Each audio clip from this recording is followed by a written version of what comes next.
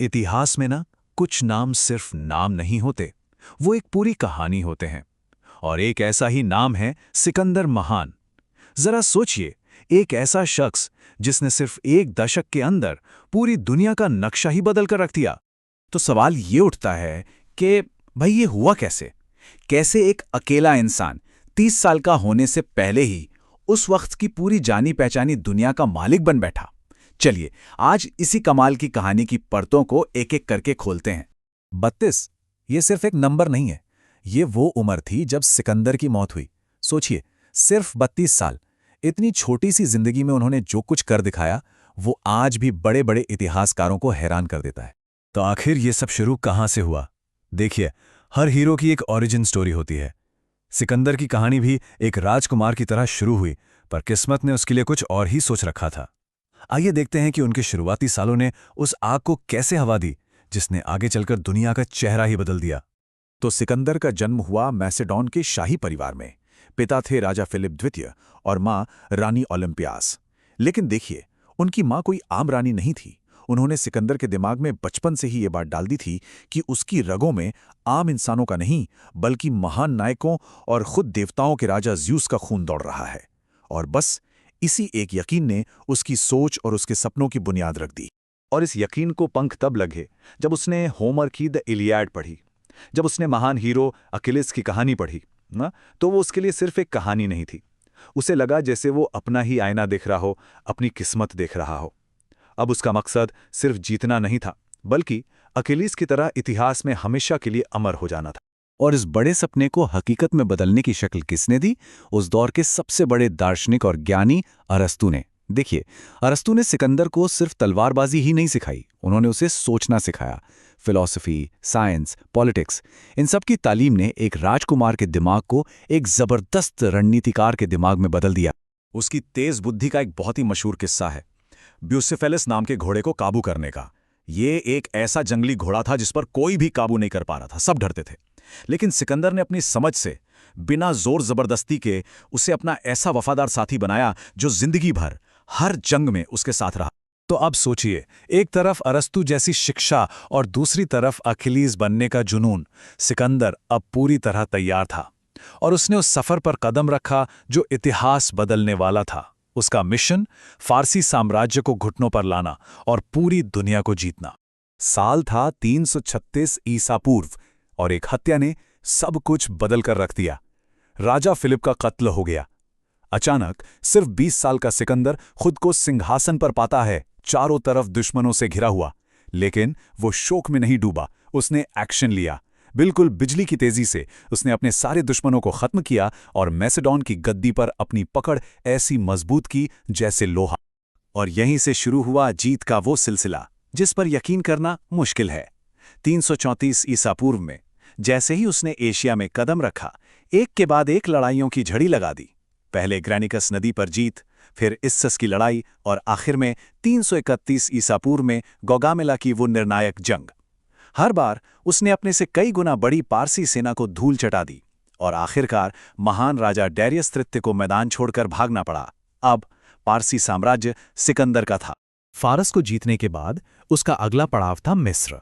और कमाल की बात यह है कि वहां के लोगों ने उसे एक हमलावर की तरह नहीं देखा, बल्कि एक मसीहा, एक लिबरेटर की तरह उसका स्वागत किया। और यहीं पर उसने अपने नाम पर एक शहर बसाया, अलेक्जेंड्रिया। वो शहर जो आने वाली सदियों तक दुनिया में ज्ञान और संस्कृति का सबसे बड़ा केंद्र बना। लेकिन देखिए, सिकंदर की सोच सिर्फ जमीनें जीतने तक ही नहीं थी, वो एक विजेता से कहीं ज्यादा था। वो एक विजनरी था। उसका असली सपना एक ऐसा एम्पायर बनाना था जहां पूरब और पश्चिम की संस्कृतियां आपस में घुल मिल जाएं, एक हो जाएं। तो सवाल है, उसने ये किया कैसे? उसकी स्ट्रैटेजी ना उस जमाने के हिसाब से बिल्कुल क्रांतिकारी थी। उसने खुद फारसी तौर तरीके अपनाए, अपने ग्रीक सिपाहियों को फारसी औरतों से शादी करने के लिए बढ़ावा दिया। इतना ही नहीं, उसने फारस के लोगों को अपनी सरकार में बड़े बड़े पद भी दिए। उसका सपना यही था, पूरब और पश्चिम को मिलाकर एक नई मिलीजुली दुनिया बनाना। जीत का ये सफर उसे पूरब की ओर खींचता हुआ भारत तक ले आया।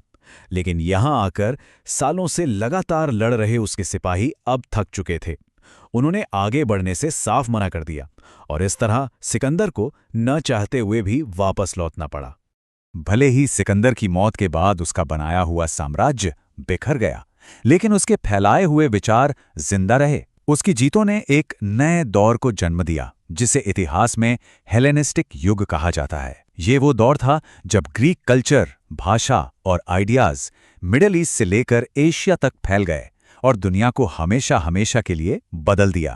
पर हर कहानी के पीछे, हर लेजेंड के पीछे एक इंसान होता है, और सिकंदर भी एक बहुत ही कॉम्प्लेक्स इंसान था। उसमें कमाल की खूबियां थी तो वहीं बहुत बड़ी खामियां भी। सिकंदर को समझना आसान नहीं है। वो एक पहेली की तरह था। एक तरफ तो वो अपने लोगों के लिए एक करिश्माई, दिलेर और दिलदार लीडर था, लेकिन उसका एक दूसरा स्याह पहलू भी था। वो अपने दुश्मनों के लिए बेहद बेरहम था। उसका गुस्सा सब कुछ तबाह कर सकता था और धीरे धीरे वो खुद को भगवान मनवाने की जिद करने लगा था। उसका फारसी कल्चर की तरफ ये झुकाव और खुद को देवता मानने की ये जिद उसके अपने वफादार मैसेडोनियन सैनिकों को रास नहीं आई। सोचिए, वो एक ग्रीक राजा के लिए लड़े थे, किसी फारसी भगवान के लिए नहीं। और यहीं से उसके और उसकी अपनी सेना के बीच तनाव की पहली दरारें पड़नी शुरू हुईं। सिकंदर की जिंदगी भले ही बहुत लंबी नहीं चली, लेकिन उसकी विरासत, उसकी छाप आज भी इतिहास में गूंजती है। साल 323 ईसा पूर्व, जगह बेबीलोन। अपनी ताकत के बिल्कुल चरम पर दुनिया का वो महान विजेता अचानक बीमार पड़ गया और सिर्फ 32 साल की उम्र में सिकंदर महान की मौत हो गई। उसकी मौत की वजह आज तक इतिहास की सबसे बड़ी पहेलियों में से एक है। क्या ये कोई बीमारी थी या जहर? कोई भी यकीन के साथ नहीं कह सकता। और पीछे वो कोई वारिस भी नहीं छोड़ गया था। उसकी मौत के बाद जिस विशाल साम्राज्य को उसने अपने खून और पसीने से सींचा था, उसे उसके ही जनरल्स ने आपस में बांट लिया। साम्राज्य के टुकड़े टुकड़े हो गए और फिर शुरू हुआ सालों तक चलने वाला एक खूनी संघर्ष। लेकिन उस टूटे हुए साम्राज्य के मलबे के नीचे भी सिकंदर की असली विरासत जिंदा रही। उसने ग्रीक कल्चर के जो बीज बोए थे, वो इतनी दूर दूर तक फैले कि आज भी उनकी जड़ें मौजूद हैं। उसके बसाए शहर इल्म और हुनर के बड़े सेंटर बने, और उसकी कहानी ने तो जूलियस सीजर से लेकर नेपोलियन तक इतिहास के ना जाने कितने बड़े बड़े लीडर्स को प्रेरणा दी। तो सिकंदर की ये कहानी हमें एक बहुत बड़े सवाल के साथ छोड़ जाती है कि महानता को आखिर किस पैमाने पर तोला जाए, जीती हुई जंगों से या एक बनाए हुए भविष्य से, तबाही से या फिर कुछ नया बनाने से? इसका जवाब शायद इतिहास की किताबों में नहीं है, बल्कि हमें खुद अपने लिए ढूंढना पड़ता है।